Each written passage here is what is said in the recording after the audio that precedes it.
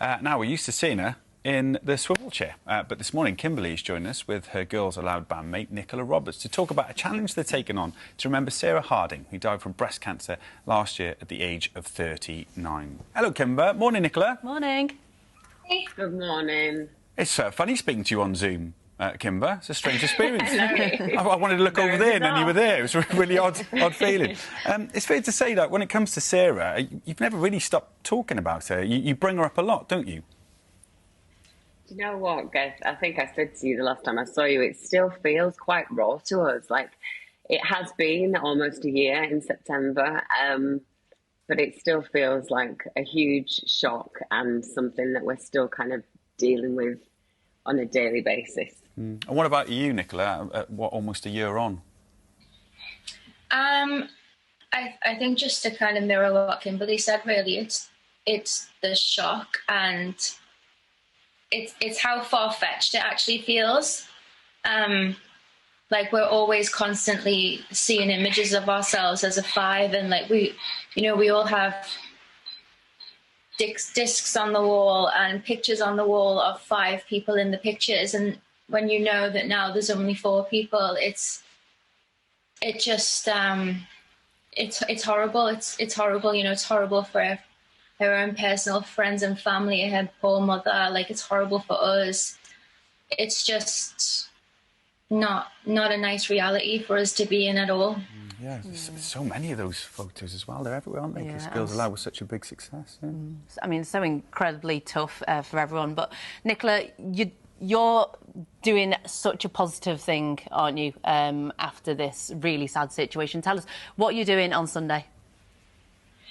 So, before Sarah passed away, we were having so many conversations with her about, what we could potentially do to raise as much money for cancer research as possible. And Sarah was so grateful. And so, every conversation we had with her was about her gratitude towards the team at the Christie Hospital who looked after her, the work that cancer research are doing. And so she really wanted to be able to give back. Sorry, my dog has a mind of his own. Morning. She really wanted to be able to give back. And so for us, it was about taking that baton on, and you have to go. Taking that baton on and being able to do that. And I think Sunday is a really nice opportunity for us to come together with many people who loved and supported Sarah throughout the last 20 years. And also, with the statistics of cancer now being 1 in 2, so many people are naturally touched by it, regardless of Sarah. So I think the Race for Life on Sunday in Hyde Park is going to be very emotional for us, for everybody there, but a really nice opportunity for us to come together, raise awareness, raise money, contribute towards that fight against breast cancer, and just, have her in our hearts for the day. It's a great idea. It's 5K. You can run, you can walk. You don't even have to be in Hyde Park. You can do it wherever you are, remotely as well. Dr. Poonam, you're nodding away to this because raising awareness of cancer, breast cancer, is so important. Yes. Some wonderful work being done. Absolutely. But, I mean, it just says again, doesn't it? The message is check. Absolutely, because early changes, the sooner you know to change and report it, the better it is. But how do you get to know what a change is? It's about getting to know what's normal for you. So I always say, men and women, I know that you and Rav, we've talked about it before, you guys check regularly, but I say pick a date in the month and set a reminder for that. I do it on the 1st.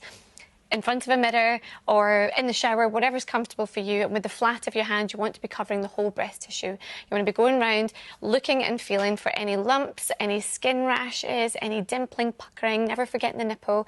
And it's important to cover the whole breast tissue as well. I imagine it like a clock, so you know that you've never missed a spot. Go round, remembering the collarbones and into the armpits. And if you do notice any changes, get to your doctor as soon as possible. And also with mammograms, never miss a screening.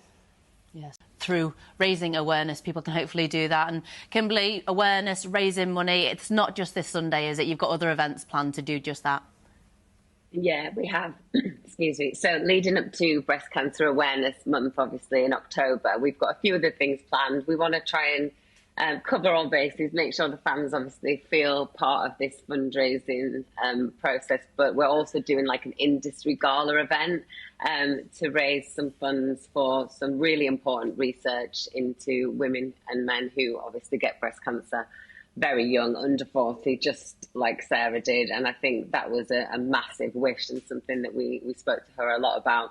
So we're excited about that. Lots of fun plans happening. And we're just really trying to focus on that because, you know, when you are grieving, to feel like you're doing something constructive helps massively. So that's what we're doing, trying to put our effort into that. Yeah, and you're so good, Kimber. You talk so honestly about grief because you know it's important for other people. Dr. Poonam, you talk about this all the time, bringing it up, and Kimber says people have different ways of dealing with grief. Absolutely. It can come in waves. And It does. It comes in waves, and I completely empathise as someone who's also lost a close friend.